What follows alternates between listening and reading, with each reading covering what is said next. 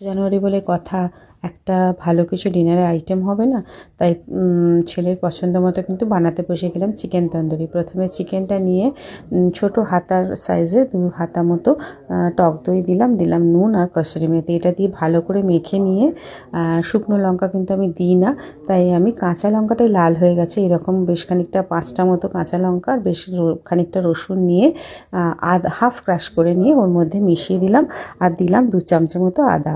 ওটা তো আমার ফ্রিজে বাটাই থাকে, তোমরা যদি এতদিন এই চ্যানেলটা খেয়াল করে থাকো দেখবে আমার আদার ফ্রিজ থেকে বাটাই থাকে। যাই হোক, ওই বাটাটাও ওর মধ্যে মিশিয়ে 4-5 ঘন্টা মতো আমি রেস্টিং টাইমে রেখেছিলাম।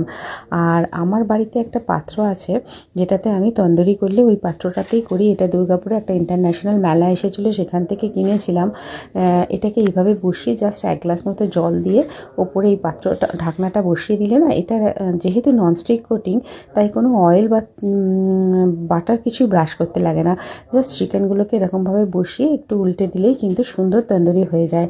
আর এটার একটা ভীষণ ভালো সিস্টেম আছে, ওই যে সাইডে কাটা কাটা অংশটা দেখছো, এটা চিকেনের ফ্যাটটা নিজে থেকেই যেটুকু ফ্যাট থাকে সেটুকুও গলে বেরিয়ে যায় ওই জলটার মধ্যে।